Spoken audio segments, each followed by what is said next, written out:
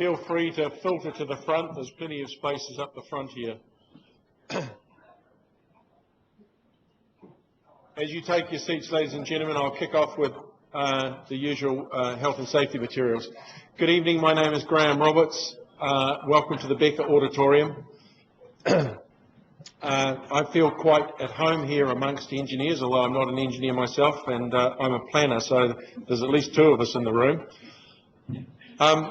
This evening, in the unlikely event that a fire alarm sounds, can you please leave via either of the two doors at the back, turn to your left and take a door on your left out onto the podium, and then gradually filter around to the back of the building. The fire assembly area is here. Should you need a restroom, again out the doors to your left, and immediately outside the lift lobby behind there is a corridor. Men's and ladies' toilets are off there.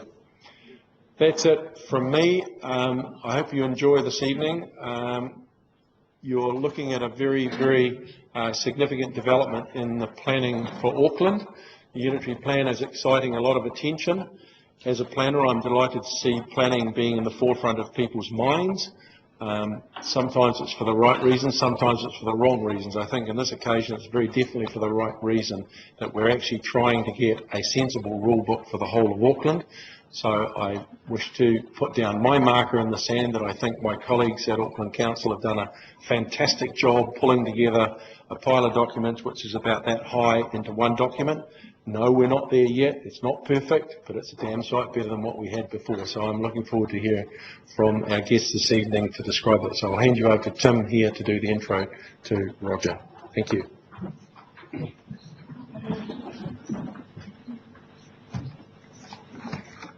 Welcome everybody. Welcome from the Auckland branch of IPENZ and the transport group of IPENZ. I'm Tim Fisher. I'm from the Auckland branch committee. Just before I introduce our speakers, I just will take the opportunity to do some advertising for our next events coming up. It's great to see such a fabulous turnout tonight. Next events on our itinerary, or on our calendar, is a site visit to the Ngaruawahia section of the Waikato Expressway. That's on the 8th of May, so that's next week, and there are still some places available on that. On the 16th of May, we have Nikki Crawford, the Deputy Chief Executive of IPENZ, who's talking to us on the findings of the Royal Commission into Christchurch earthquake and the building collapses. So that's going to be very interesting. There'll be details of that presentation emailed out, so that's on the 16th of May. And following that, one of our premier events is the President's Visit and Arthur Mead Awards, and that's on the 29th of May. So there'll be details on how to book your tickets for that event also coming out shortly. So it's my pleasure to introduce Dr. Roger Blakely. Dr. Roger Blakely is the Chief Planning Officer of the Auckland Council. His previous positions include the General Manager, State Coal Mines, Secretary for the Environment, Chief Executive of the Department of Internal Affairs, and Chief Executive of Porirua City Council. He is a civil engineer by profession with a PhD in earthquake engineering. He is a Distinguished Fellow of the Institute of Professional Engineers, New Zealand. Dr. Blakely's principal tasks for Auckland Council include the Auckland Plan, Economic Development Strategy, City Centre Master Plan, the Housing Action Plan, and the Unitary Plan. He'll be assisted tonight by Rachel Dimery. Rachel is an infrastructure workstream lead on the Unitary Plan for infrastructure. She's been with Auckland Council since its inception, and prior to that worked for Waitakere City Council. So I'd like you to invite them both to the stage, and we look forward to their presentation.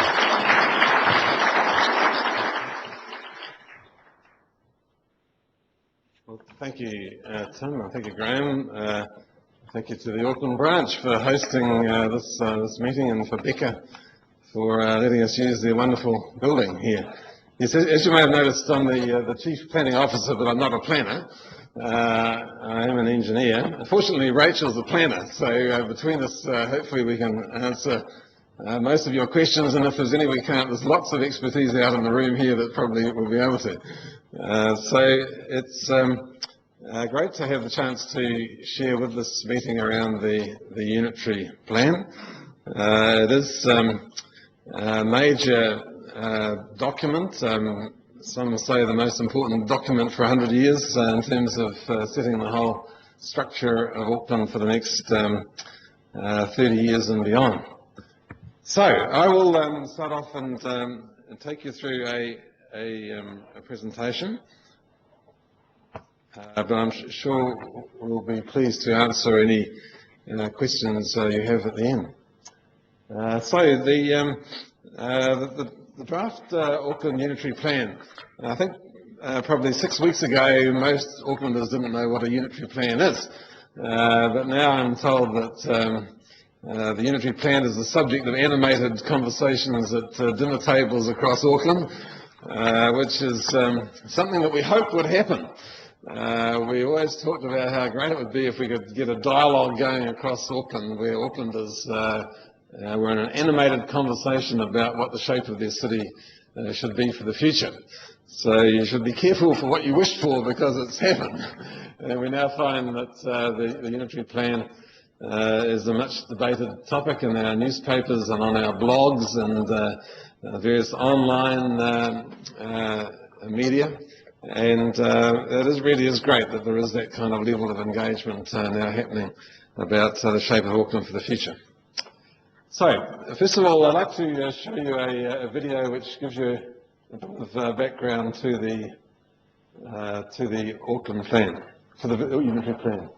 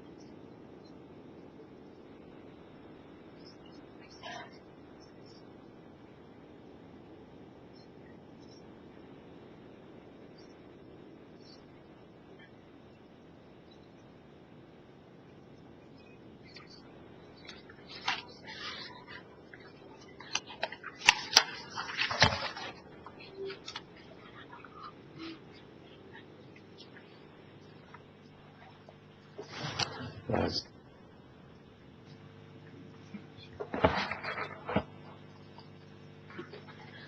Okay, so the idea of the Auckland Unitary Plan is it has replaced 14 previous district plans and regional plans and policies into one simplified plan.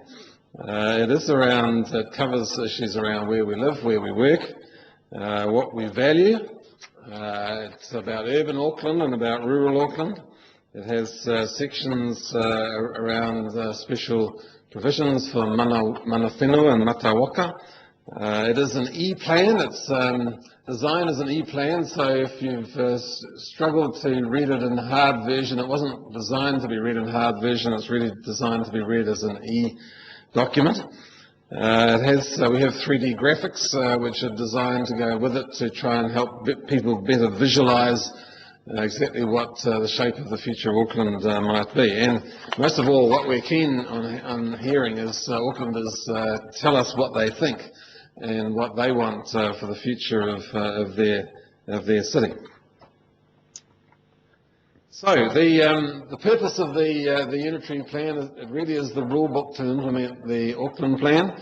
The Auckland Plan set out the Mayor Len Brown's bold vision that Auckland will be the world's most livable city. And that was once the Mayor's vision. It's now Auckland's vision because it's now been adopted with huge public support through the Auckland Plan process. So for the first time, Auckland, having gone through all the governance changes, we now have one mayor, one council, one vision, one plan, one strategy to take Auckland forward into the future. It is a 30-year plan, and it is about shaping the world's most livable city. And our line was that the Auckland Plan was written by 15,000 Aucklanders, and it'll take 1.5 million Aucklanders to implement it. And I think the same is true for the Unitary Plan.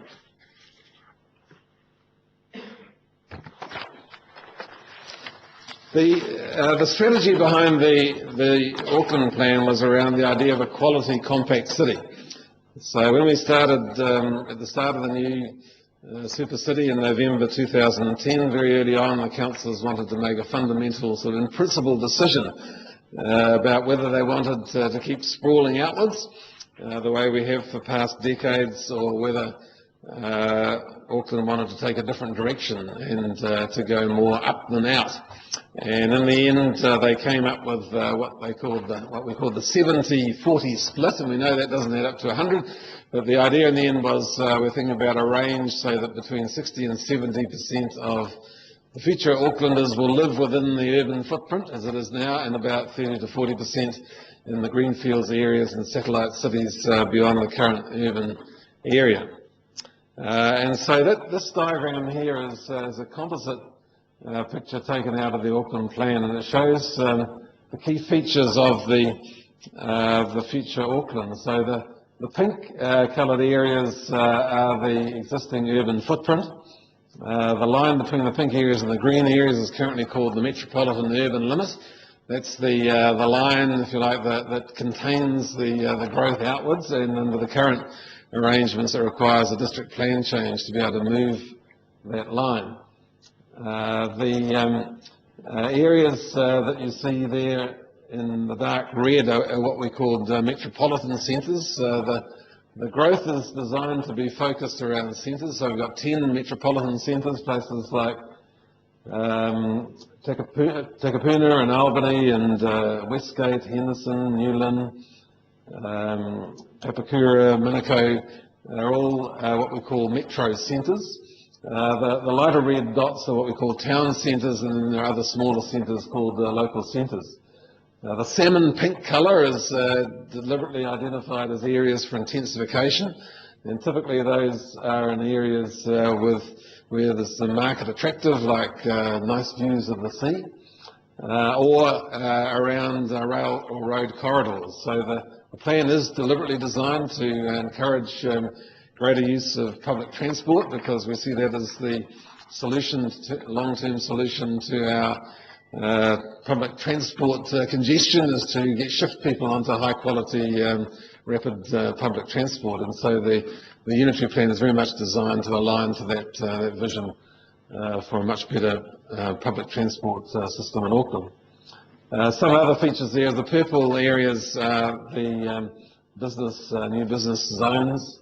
The red dotted areas that you can see in the bottom and the south, in the northwest and in the north are what we called greenfields areas for investigation. So these are the areas that we thought should be investigated as the future greenfield areas.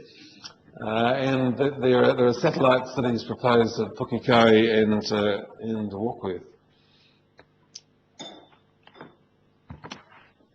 So this is a picture of two of my staff holding up the stack of what are the current 14 regional plans and policies and district plans. So that's the stack of paper that people currently have to work their way through if they're operating across Auckland.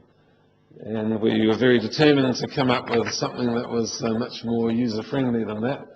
And the idea was to replace all of those plans with a single unitary plan. We wanted to see much fewer zones to allow greater consistency across the whole of Auckland. And we also used an approach of overlays so that there are particular features required for character areas or heritage areas or volcanic view shafts, as well as stormwater protection.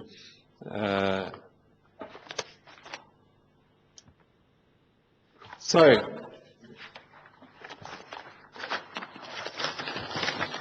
the idea is an online e-plan, and that is easier. In other words, easier to use electronically. Basically, if you've tried it, you should try it. You can go into the e-plan. You just need to go into our www.shapeauckland.co.nz site. You can call up your own address. Up in front of you will come details about the rules that apply to your location. You'll see the GIS map of your own property. It will show you the rules that you have to comply with. It will also pull up the overlays that apply to your property, like if you're in a volcanic view shaft or if you're in a heritage or character area. The plan also contains what was previously in separate documents, so the previous regional policy statement and regional district objectives and policies are in the document, as well as the rules and definitions and designations and maps that used to be in the district plans. So we started off the process setting out some key principles. And one of these was to give effect to the Auckland plan, which is the 30-year strategic vision, and the Unitary plan is the set of rules that will implement that. We wanted it to be outcome focused rather than to be sort of driven by rules. We wanted to be very clear about what's the outcome we're trying to achieve. One of our principles was that the gain should be in proportion to the pain and vice versa, so that we didn't want simple things taking a huge effort in terms of the planning procedures they had to go through. Whereas if something was really important, then obviously it did need to be given due process. We wanted it to be innovative, to be user-friendly, to minimise repetition, which plans are famous for. We wanted to use the plan to specify whether resource consents were not notified or non-notified, that is whether they required some public consultation process or whether they were simply officers able to make judgments against criteria in the plan. And that obviously has a big impact in terms of the time it takes to get through the planning process. And the whole idea of the plan being web-based. So what I'd like to take you through now is just some of the elements of the Unitary plan in relation to where we live. It has sitting within the plan the idea of greater choice of homes for different needs and stages of life. When we started off the Auckland plan, we pretty quickly figured out that housing was going to be one of our top three issues. The other two were urban form and the issue around to grow out or to grow up, and the other one around transport and who pays. And it's very timely, of course, that tonight is the night that the consensus building groups report on transport and funding alternatives for transport in the future in Auckland are announced, and I imagine you may well have some questions you want to ask about that later, because that also is very strongly integrated into the work we're doing on the Unitary plan. So, just to go through the different zones that we now have. So we have simplified the existing 99 residential zones which were in the previous 7 district plans into just 5 which go across the whole of Auckland. And so firstly there's a rural and coastal settlement zone. Here the minimum site size is for subdivision is 4,000 square metres for unserviced sites. Then we have large lots, areas where there's 1 dwelling per site and a minimum site size for subdivision of 4,000 square metres. And the third zone is called single house zone, where there's 1 dwelling per site and a minimum site size for subdivision of 500 square metres. Then we go to what's called the mixed housing zone, and this is generally 250 to 500 metres from a metro centre or a town centre or a local centre, or within 500 metres of a rail station or a main bus route. So you see we've aligned the Unitary plan to the whole issue around transport and public transport in particular. So this in this zone, 5 or more dwellings per site needs a non-notified design-based assessment. It does not need to be notified. There will be design-based assessment, including urban design rules will apply. But for 5 dwellings or more, there are no density controls. So whereas previously there were density controls, now in the spirit of looking for greater flexibility of choice of housing and greater intensification, those density controls have been removed or proposed to be removed in the draft Unitary plan. And then the 5th zone is terrace housing and apartment buildings, and these are generally within 250 metres of a metro town or local centre. And here new buildings require a non-notified resource consent, and there is a design-based assessment. So again, they're not required to be publicly notified, but there will be an officer review based on design criteria. So there's a very strong focus around quality design. We deliberately adopted the idea of a quality compact city, and we recognise that while there's very strong support for the idea of a compact city, people also are very keen to make sure it was a quality design city. So this diagram here is illustrating the way these different zones have been applied. So you'll see in the centre, the red area is that could be a metropolitan centre or a town centre or a local centre, and then the next blue circle, there's concentric circles here, and the next blue circle is what we call terrace housing and apartment buildings.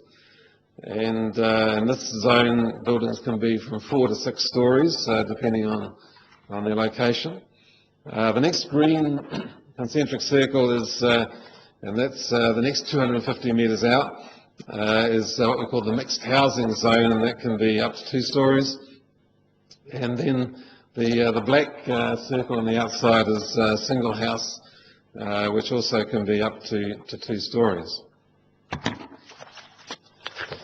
And this just illustrates some of these different zones. So, and it also shows the land area that we expect they will occupy in urban Auckland. So, while there's been a lot of controversy in the papers around terrace housing and apartment buildings and people's concerns about height and how they might affect their lifestyle, in fact, the land area that they'll occupy is only 7% of the land area of Auckland.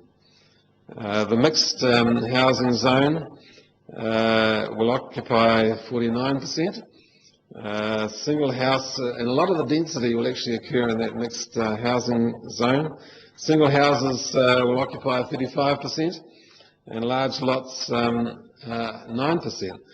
So while some people are concerned that the old single house on a single section, Quarter-Acre, Pavlova paradise is gone forever, well, there will still be opportunities for people who want to live in a single house on a single section, and you're seeing there that 35% of the area of Auckland will be of that type. But we are seeing, with greater population, we're expecting an extra 1 million people to be living in Auckland in 30 years' time. They will need about an extra 400,000 dwellings that are not there currently. And we are seeing a lot more of those dwellings will be in the more intensive housing types like apartments and terrace housing and town housing.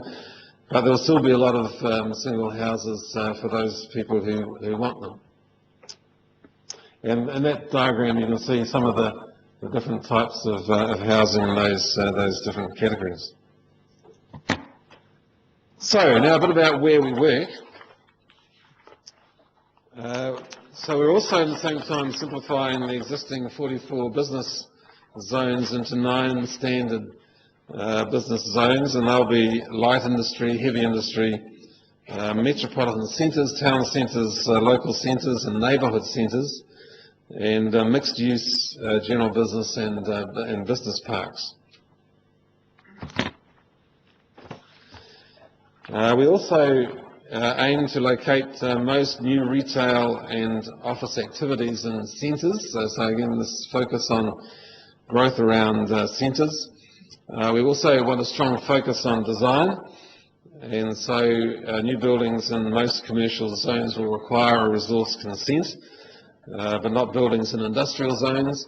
And there will be design criteria, and we are producing an Auckland design manual to ensure that we get quality design across Auckland, both architectural, engineering and urban design.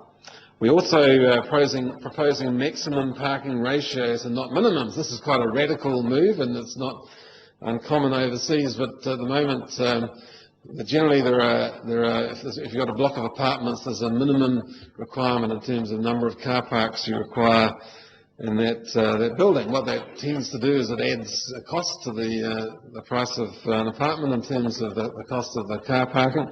It also provides a disincentive for people to use public transport because they're paying for a car park in their building. So what we are proposing is to do away with the minimums.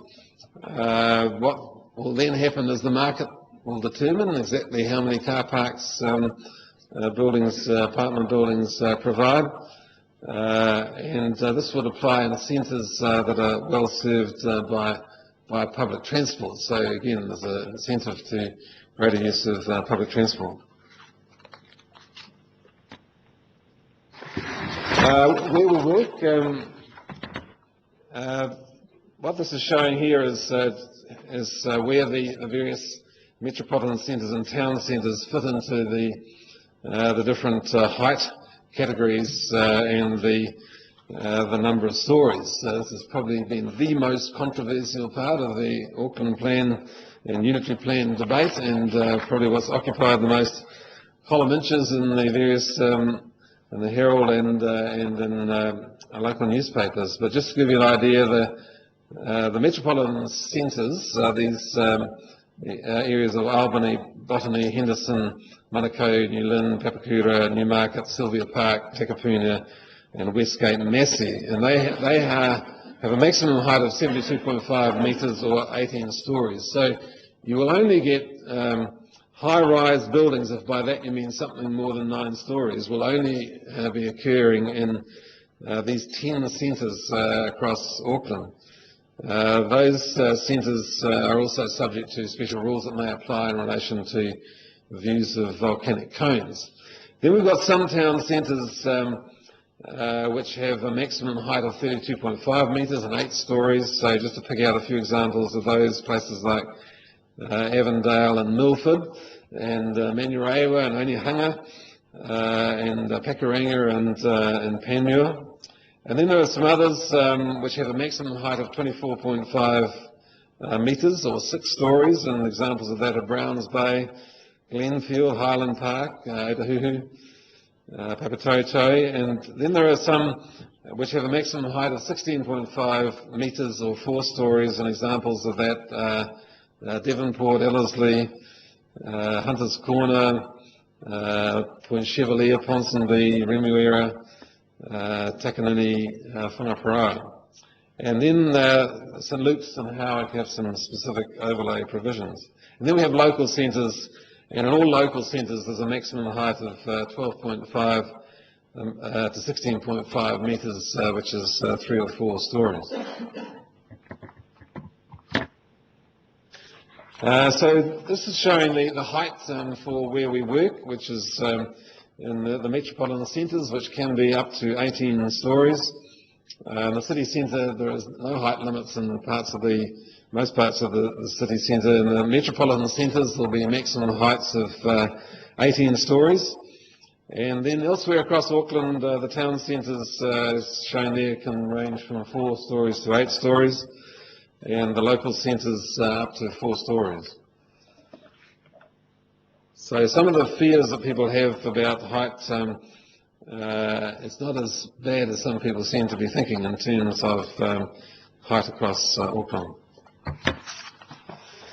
So just picking out some of the other issues in the Unitary Plan, what we value, what we're aiming for is a balance between the needs for housing and the economic growth of Auckland needs.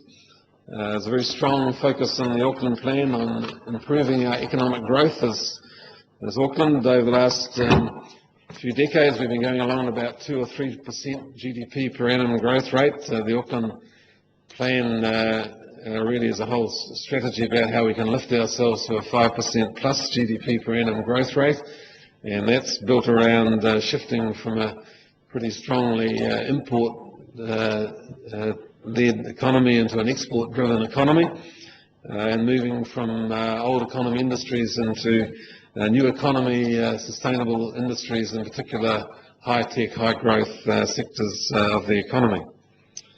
Historic heritage is a key feature of the Unitary Plan.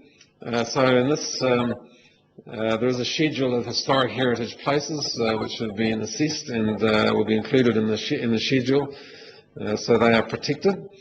There will be ongoing protection of important, valuable character areas and places. There are some additional areas that are being investigated for their character, like the value of their streetscapes, for example. And there are new maps defining heritage places so that it's clear to landowners exactly where the heritage and the character provisions apply. The historic character is probably one of the 3 most talked about issues, apart from height, are heritage, mangroves and dogs. So historic character, groups of early business and residential buildings are often formed into historic character areas, and those are identified and will continue to be so in the draft Unitary Plan. And we have overlays which come over the maps which show you where these areas are. We have added a further measure into the Unitary Plan, which the councillors decided was a good thing to do. We've looked at the models of how they've done this in Brisbane, and this is similar to what's done in Brisbane. So there's protection proposed for parts of Auckland with a concentration of housing built before 1944. And so this is an interim control, which means that you can't demolish any such building without a resource consent, and so that would look at the heritage values. And this demolition control will stay in force until we've had the chance to do a full character assessment of areas of Auckland that haven't yet had such an assessment. Another key area that we value as Aucklanders is around our natural environment, and part of that is our water quality. And so there are very strong measures within the Unitary Plan about protecting streams, protecting discharge from boats to maintain water quality, to maintain our natural character and landscapes, That includes controls on new buildings that might otherwise detract from the natural landscape character, controls on earthworks and vegetation removal. In mangroves, another great topic of debate, and one of the provisions here is that there is greater flexibility for removal of mangroves, and they can be removed without resource consent being required from areas that were free of mangroves in 1996. So at the moment you need resource consents to remove the mangroves, so now you'll be able to do that back to where 1996 levels of mangroves where they grow very rapidly and they are in danger of choking various waterways around the Auckland area.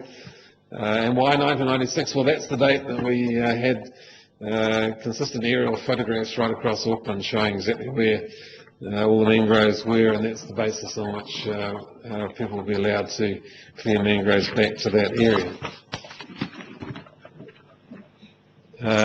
Another particular value that is in the Auckland plan, so you see the Unitary plan is much more than just about height of buildings. It has in it features around our natural environment, our economy, our heritage, our community facilities. And another thing that we value greatly is open space. And so what's proposed in the Unitary plan is that we'll replace the 31 existing open space zones with 4 zones.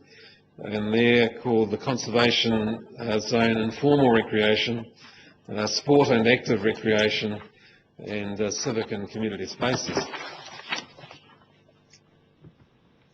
Another feature is sustainable building design, which I imagine will interest a lot of you in this room. So what's proposed is that we improve basic insulation, water and energy efficiency for larger developments, which of course will cut bills and create healthier homes. And one of the provisions is that developments of 5 or more dwellings would require a Homestar rating of 6, which of course has measures in it with regard to energy efficiency and use of water, for example. We had quite a debate, or the councillors had quite a debate about whether that Homestar 6 rating should be required for all buildings. One of the issues was how you balance up the relative competing demands of housing affordability versus, on the other hand, energy efficiency and reduced greenhouse gas emissions. And in the end, the decision was to apply it to 5 or more dwellings developments. Now, the issue was that it would have cost, we calculated an extra $7,000 per house for a Homestar 6 rating on an individual house. Now, of course, we know that if you take the whole of life cycle costs of a house, that $7,000 initial capital cost is pretty quickly paid off by the savings, for example, in your energy bill. But there is an initial hurdle that people confront with that extra $7,000. So in the end, that's how it was decided by the councillors. And in all of these things, if you've got ideas or want to make comments on this, we would be delighted to get your feedback on the Unitary plan just by going into our website, and you can make online submissions there. Also, we said that for commercial or industrial buildings over 5,000 square metres would require a Green Star rating of 5. The rural-urban boundary. This was described in the Auckland plan as a 30-year urban boundary. What was previously there, as I showed you in that composite diagram, was the red line around the existing urban footprint was called the metropolitan urban limit. What people were concerned about that is it was quite hard to move it. Often what that meant was the supply of land didn't match the demand. That tended to push the price of housing up. So we, in the Auckland plan, Council decided to change that. It got rid of the metropolitan urban limit.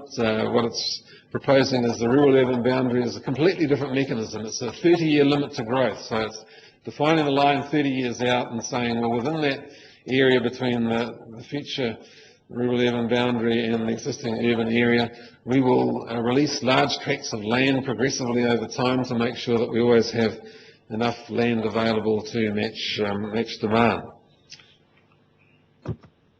So So just to illustrate that, so the brown area is diagrammatically illustrating the current urban area. The green is the rural area.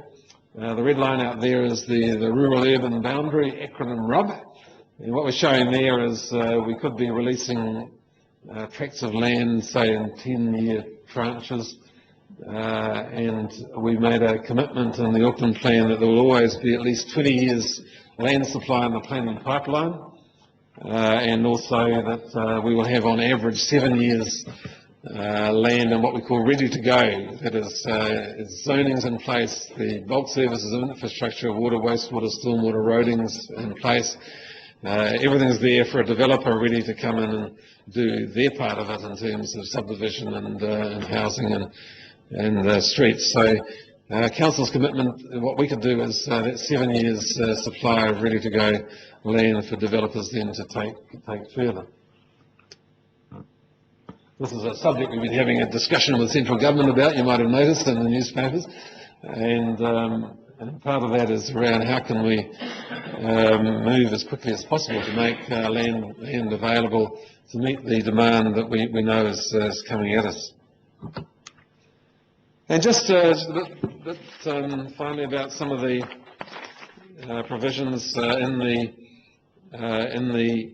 Unitary plan. It is, as I say, designed as an E-plan, probably New Zealand's first E-plan, certainly New Zealand's most complex Unitary plan. This is undoubtedly the biggest statutory planning process in New Zealand's history. And the E-tool allows a property search, so you can identify your own property and find all of the planning provisions that apply to your property. So rather than have to wade through big books, you can go straight onto your computer and there it is in front of you. I'd just like to show you some of the graphics that we've had done to illustrate to people the kind of types of building that we're envisaging in the different centres. So you remember that the metropolitan centres, the 10 metropolitan centres, are where buildings up to 18 stories will be allowed. So that's showing some of the sort of buildings that we'd envisage. And again, we're wanting high quality urban design and attractive public spaces and places associated with these developments. This is showing on the bottom right-hand corner the town centres, which may be up to 8 stories. Here's some shown at 6 stories, and on the top left, town centre with up to 4 stories. And in our housing zones, this one here is showing the top left, the terrace housing and apartment building zone, and the bottom right, the mixed housing zone. And in the top left there, the single house zone, we've got single house in a section with a historic heritage property there on the right-hand side, and then down the bottom also the single house zone.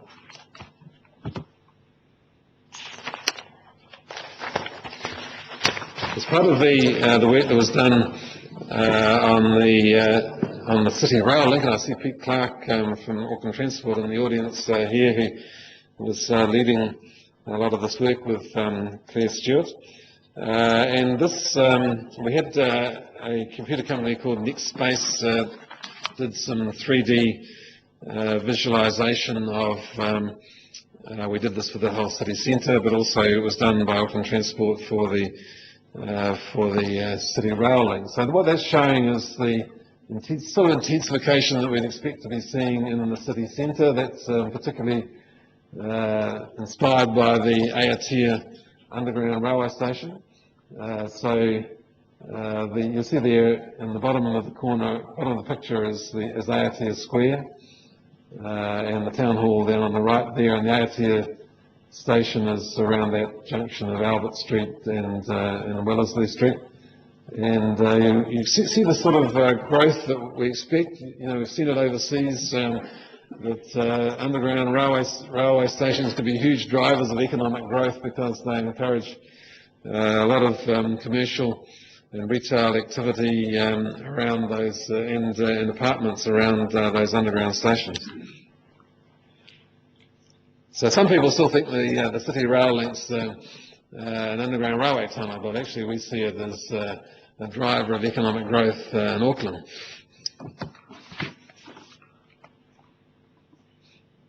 So here we've just got some model graphics.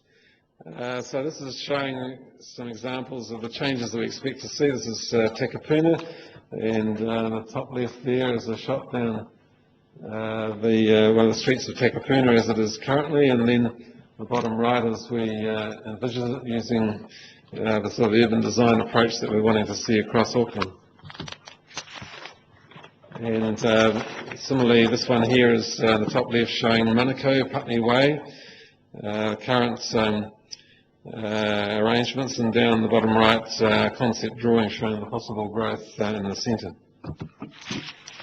Yeah, I'll hand over to Rachel at this point. Rachel's done some fantastic work with people like Patrick Strange and his team from Transpower around the whole issues around electricity transmission corridors. So she's our resident expert. I'll get Rachel to talk to this. Good evening. So one of the core provisions that is a big change from the existing legacy plans is the electricity transmission corridors that have been introduced into the Unitary plan. The reason behind this was the National Policy Statement on Electricity Transmission, which came in 2008, required all of the district plans throughout New Zealand to give effect to the policy statement. And there's two key policies in there around avoiding reverse sensitivity effects on the existing national grid, which is important for our economic and well-being throughout New Zealand, and also avoiding sensitive activities getting in there so too close to transmission lines where there could be potential health and safety impacts from that. What we've done, if you're familiar with Transpower, had a corridor management policy which had been a non-statutory policy that it had been applying around New Zealand, seeking changes to district plans which identified an inner and an outer corridor. We've worked with Transpower to pick up that same corridor in the Unitary plan. So there's a inner corridor which is in urban areas only, and it's 12 metres either side of the centre line, and sorry, not in urban only, and rural, and the outer corridor is 20 metres beyond that, which is only within the urban areas, not within rural areas. In terms of, just move on here, the plan provisions, like I said, the two core policies in the National Policy Statement are around avoiding sensitive activities and reverse sensitivity effects there of residential, education facilities and healthcare getting particularly becoming too close to transmission lines. We've identified that as a non-complying activity. And in terms of other activities, commercial development, rural production, there's no constraints on that type of development other than performance standards around complying with minimum safe distances from the transmission lines, and these are derived from the Electrical Code of Practice, NZECP 34, which is a mandatory requirement under the Electricity Act in any event, but it's drawing greater attention to that requirement, which previously wasn't recognised in many district plans. It was within the legacy councils, I think there were some subdivision provisions which recognised the NZECP 34 and required it as a consideration when subdividing, but not for new land uses. So then touching on that last bullet there, the subdivision provisions would require restricted discretionary consent for any subdivision occurring within that transmission corridor. The key considerations there are just getting a layout where building platforms can be provided clear of the transmission line, the inner corridor, particularly for residential development. Also other considerations of earthworks. There are some examples around the region where retaining walls have been constructed and significant earthworks have been undertaken, making it difficult for Transpower to maintain the get access to the support structures to maintain the transmission lines. So, yeah, the key, just to recap there, the key considerations are for maintenance and ease of access for Transpower, but also a health and safety aspect there for residential development, trying to avoid development becoming too close. And I think so. Hand over to Roger. Okay, so just to finish off, the process we're in at the moment is what we've called public engagement. We've put out a draft unitary plan. This is like a draft of the unitary plan. This is a new step in the process which we weren't required to do by legislation. When we went to government and said we wanted a more streamlined process for the whole process of hearing and adoption of the unitary plan, and part of the package that we agreed with central government was that part of the quid pro quo for having limited appeal rights at the back end was that we'd have a whole extra step in the process at the front end, which allowed people the chance to see a draft of the unitary plan before it was notified, so they could then make comments on it.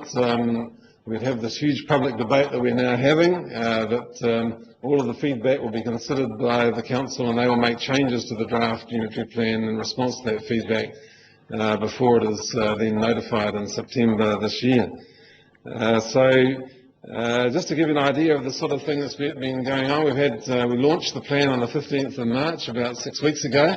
Since then there have been 133 events, this sort of thing that we're having here tonight. We've had 8,000 people have attended those 133 events.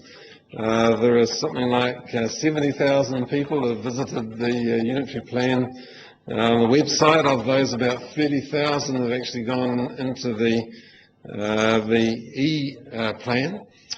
So it has aroused a whole lot of interest and conversation across Auckland. We've been very much using our social media, Facebook and online blogs as a means of engaging with people. We've had young people especially involved in this process, giving us their visions for the future of their city. So it is a big opportunity to get involved, and I'd encourage you all, given your no doubt professional expertise, to have your say, because that's what council wants to hear. This is like probably maybe a once in a generation opportunity to do something this big. So you can have your say just by going into the www.shapeauckland.co.nz site and telling us your views. We would be delighted to hear them. So thank you.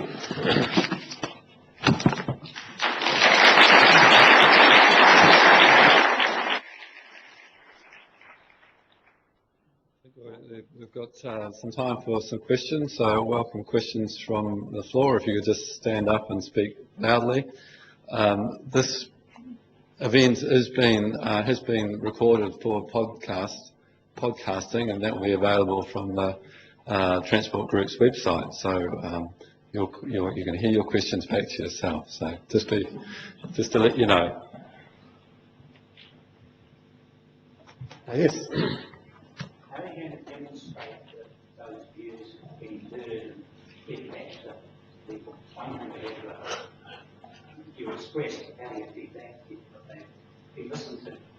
Well, we will be responding to all of the people who make submissions. So generally they'll be grouped according to the particular sort of issues that they raised, and so there'll be a way of presenting back to groups what was the outcome in terms of the issues that were raised, for example, around height, or around mangroves, or around heritage, or whatever. So there will be a feedback process going back.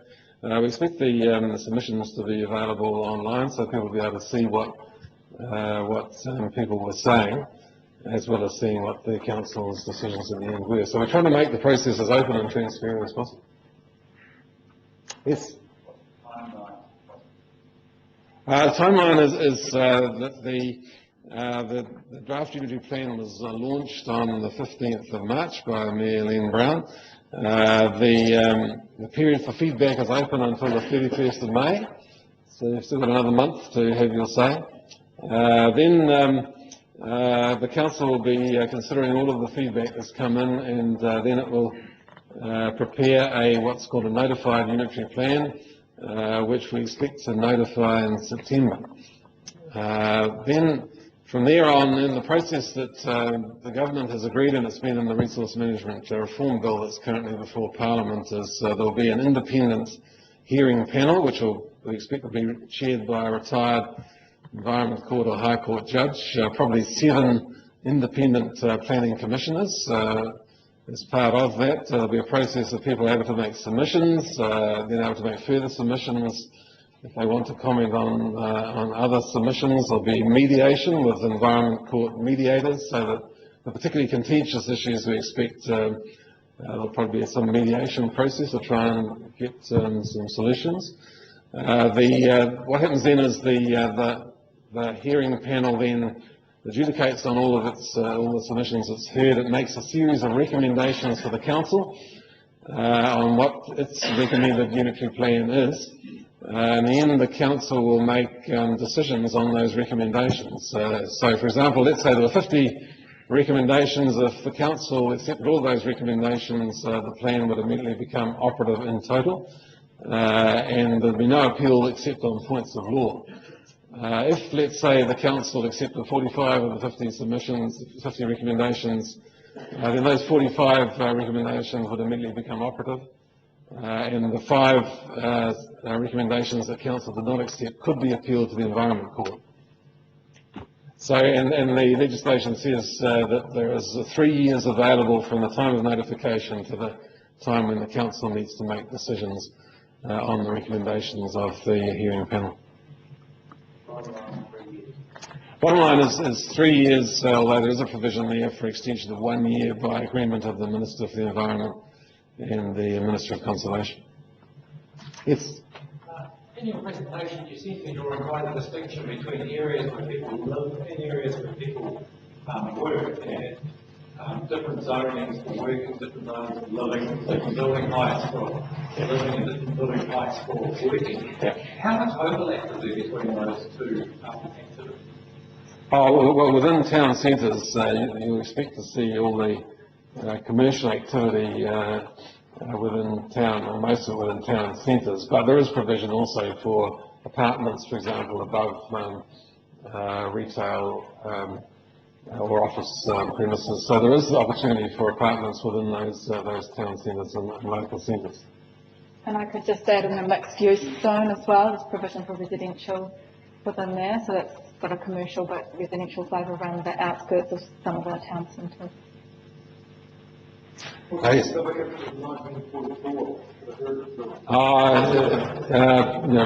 Pre the end of the Second World War, and it's just there seemed to be quite a sort of significant point at that time in terms of changing architectural styles and this particular value associated with some of those pre-end of Second World War houses and bungalows around Auckland.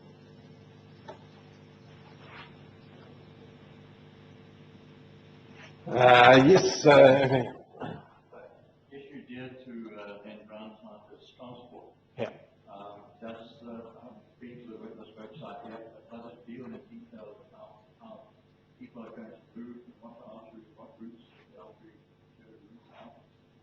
out? There is the transport strategy is in the Auckland Plan. So if you go to the Auckland Plan, which is also on our website, you'll see there the whole 30-year strategy of where the future rail links will go, or where the future state highways will be, future ferry travel.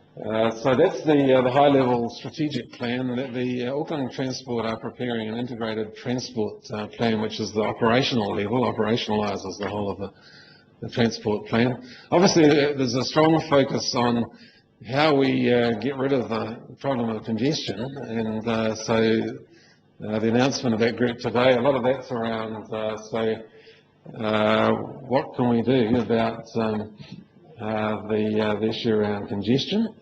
And in the end, what they've come to is, you're probably aware of this, so there's sort of two basic options there. Basically, if we do nothing, we're going to finish up in a gridlock city, which we knew already. So there's one option there around doing more of some of our current sort of tools, such as rates funding or fuel taxes and so on. And then there's another option there around road pricing. Particularly what it's talking about is something like a congestion charge, say a cordon around particular parts of the city, like the city centre, that you'd have to pay a charge to go into, the sort of thing they've done in London with great success. Or the alternative is network pricing. So every time that you went on or off the motorway, you might be paying a $1 or $2 charge, which would be done electronically, of course. And what the group that did this is a group called the Consensus Building Group, and it's got representatives of a wide range of stakeholder interests across Auckland.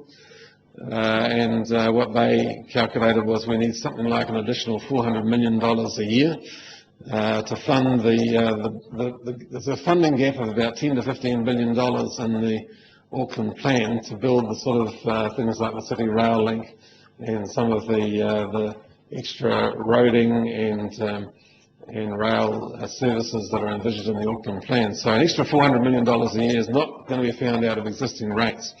I don't think the ratepayers of Auckland would react well to that. And so what the group's come up with is a couple of options which are now open for public discussion. Yes? Design manual, is that going to be a blueprint, or and when it's going to come out as well? Is there a minimum standards design built in? Well, it'll come out at the same time as the plan is notified, which we hope to be September. So it will be, they are guidelines, deliberately guidelines. So it's intended to be guidelines on best practice that we will encourage people to follow, but they're not actually built into the Unitary plan. Yeah, and I could just add to that, it's going to have some case studies with examples of alternatives of how you could develop a site, but it's not going to be prescriptive, but it would be an assessment tool if an application is applied for. And I think in terms of the business provisions, all new buildings will require a resource consent other than industrial buildings, and so the design manual would be a tool, assessment tool, but it won't be prescriptive as this is how, building by numbers. Okay, we'll make that. I'm interested in the Green Star building aspect. Correct me if I'm wrong, but as I understand it, that is sort of a real estate / almost private standard. So how do you deal with the fact that that standard might change, either become more or less onerous in the future, for example? Well, the Homestar rating system is a pretty widely accepted, adopted system across New Zealand. We are working closely with the Green Building Council and doing all this to make sure that we're all in sync. I don't think that will be a problem in particular. But we certainly would welcome your views on whether we've been bold enough or not bold enough. There's comment in the Herald on the weekend that it was too bold. Other people think we should have gone further and required Homestar 6 rating for all houses. We would welcome your views. Yes. Steve. This question on the Green Star building is it underestimates public transport sites. Yeah. And one of the problems is if you get Green Star building high rating, but one day of the transport cost would actually wipe out the benefit. Focus on the building and not about the transport elements. Does that sort of actually experience? Green Star building one make the transport change. Green Star rating.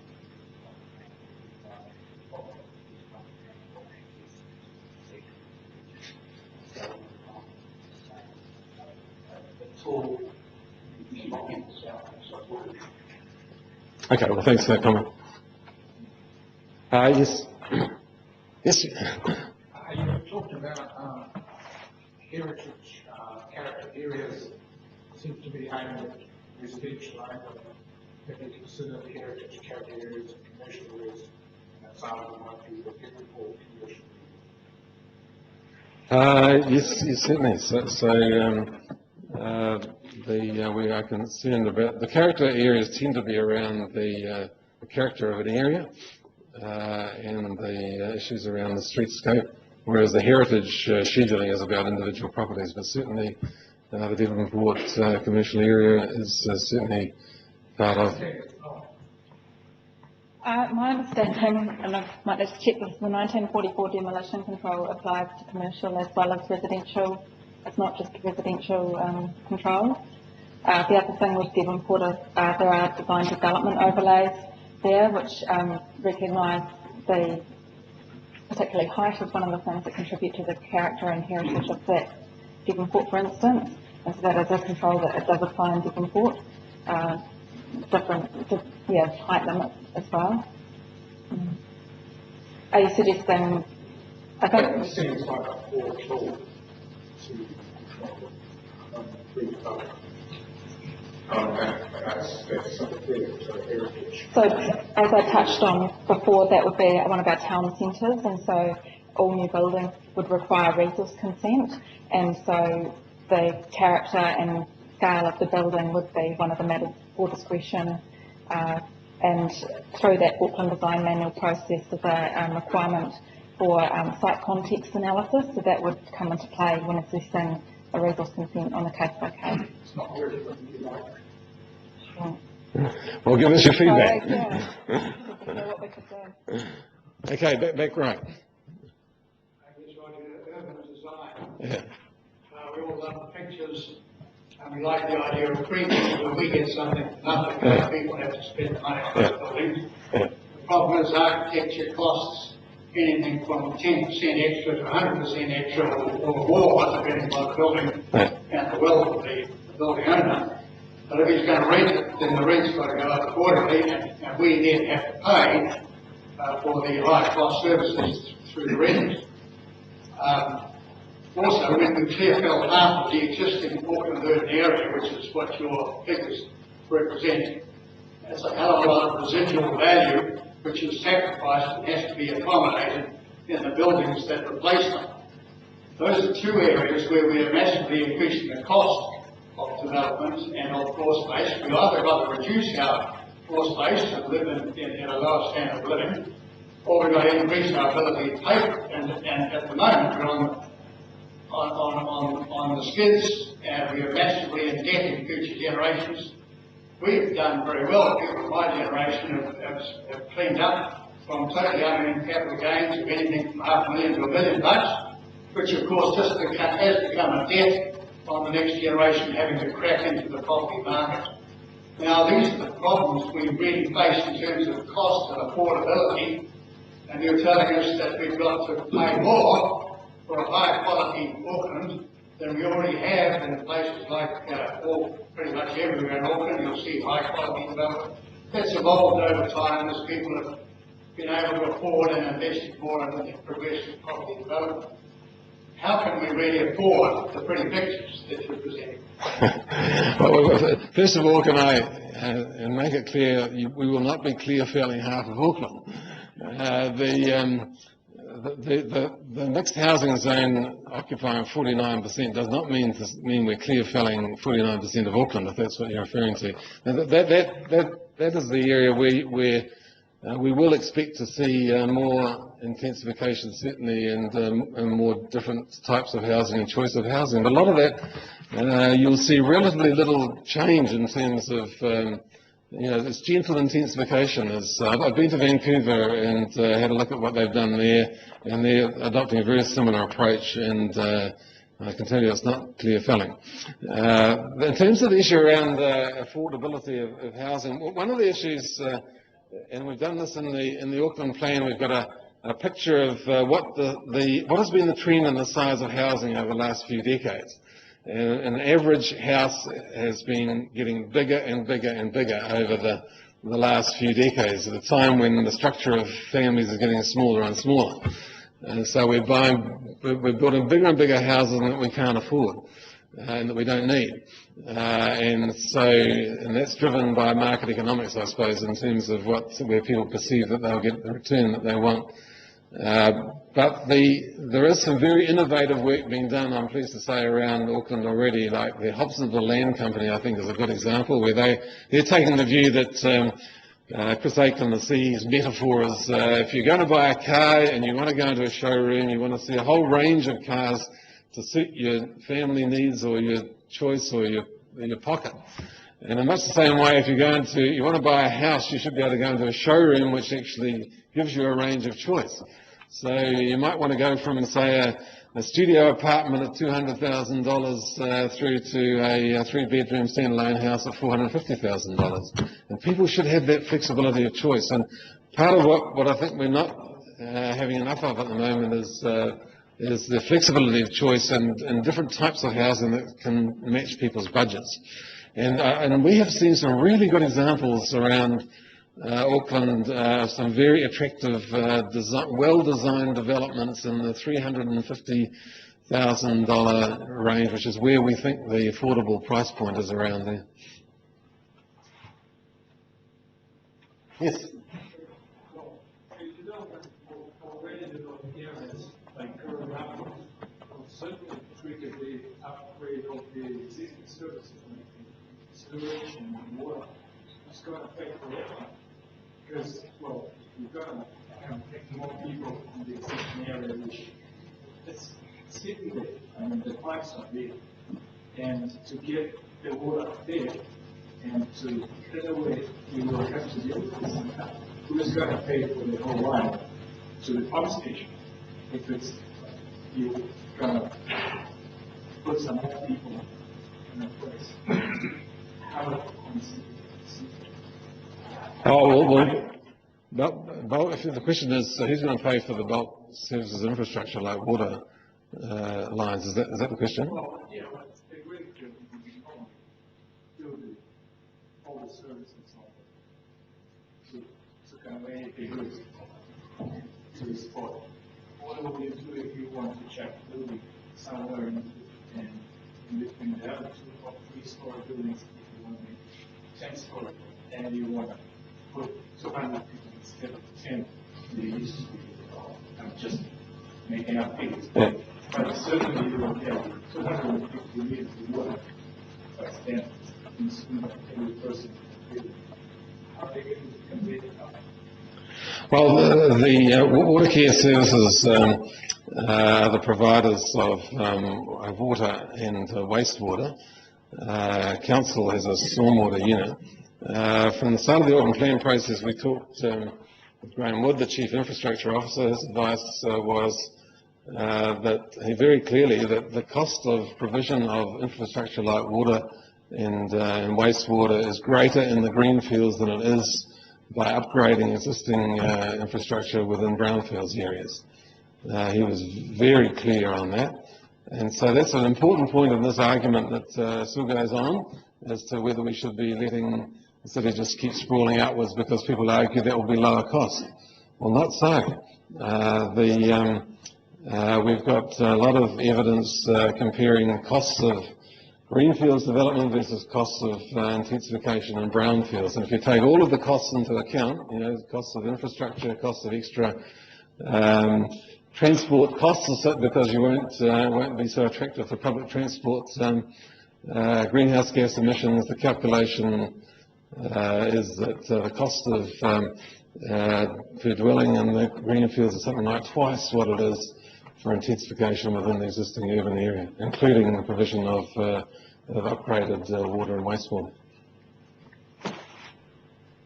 Let's have a couple more questions and then we'll wrap up. Yes. Thank you very much for an interesting presentation. Lots of inspiring pictures, as somebody else said, but not much on the detail of how you're going to mitigate the adverse effects on the people whose existing property is at the moment, where there's a high-rise building going up next to them. And judging by the reported comments of some of the councillors, they don't regard that as a factor of any importance. Auckland Council's track record of mitigating adverse effects on heritage areas is not been good. What assurance is that we're going to see an improvement in that respect in the future?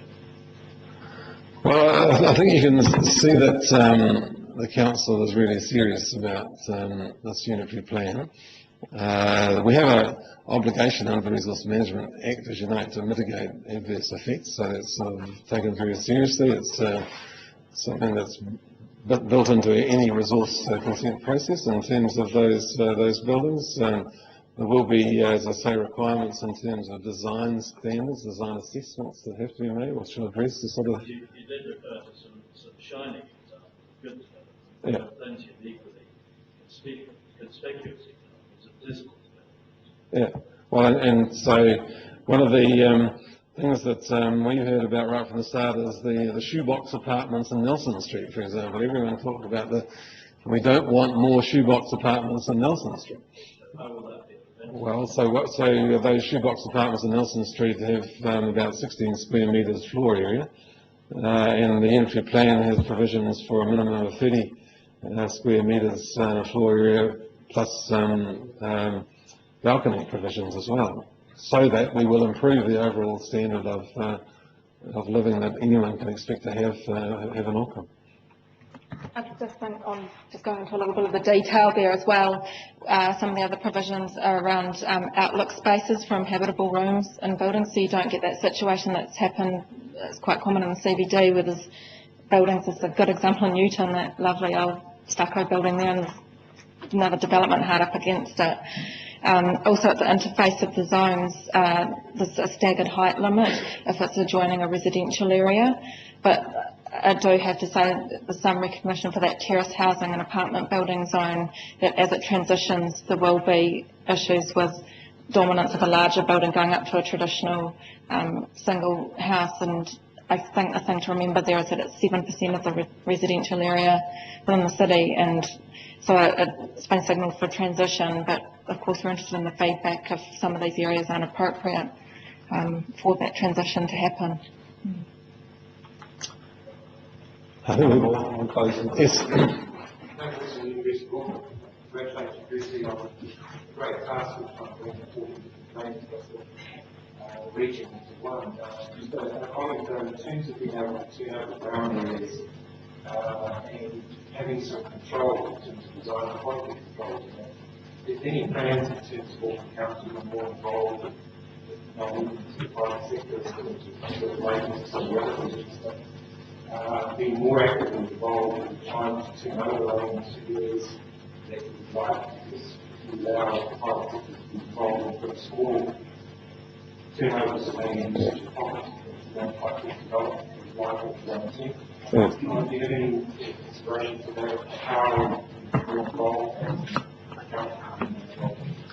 well, thank you for those comments. So we have also produced a document called the Housing Action Plan, which is also on our website, which came out just before Christmas. So Rhea Anderson has been leading that work, and it's looking at how can council be more proactive in terms of achieving the outcomes that we want in terms of quality housing at an affordable price.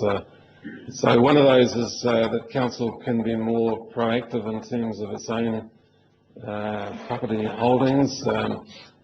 Council could fulfil through its CCO, Auckland Council Property Limited, as it's done in Papatoetoe, for example, of aggregating together some land holdings and then into a commercially developable site, and then on selling to a developer who can then create a commercial development. So council can be proactive. Council's now a joint venture partner with the government in the Tamaki Redevelopment Company, which is looking at the whole sort of redevelopment of the Tamaki area, and we see that as like an urban development authority, which could be a precursor of other initiatives across Auckland. So yeah, we recognise that council does need to be more proactive than it has been in the past, and it will be.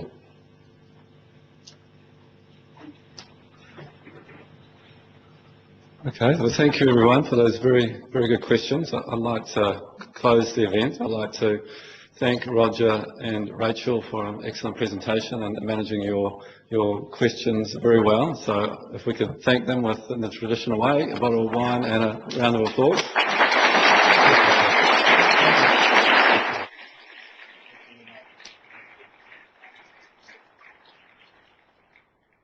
Just in closing, I'd also like to thank Becca for making the auditorium available to us. It's a fantastic venue.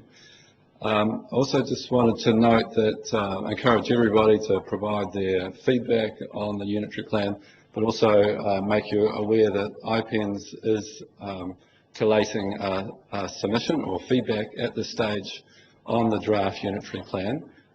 There is a small team of professional folk like yourselves who are feeding me their thoughts around the areas of the plan that they feel most passionately about and have the greatest knowledge on. So if anybody wants to contribute to that effort, I welcome it. So and you can come up and talk to me afterwards. And that submission will also be made available in its draft form. So if anybody wants to look at it at that stage and add to it at that stage, we welcome feedback on it before it is submitted, before the 31st of May. So that's everything I wanted to say. Thank you for coming. We look forward to seeing you at the next event. Cheers.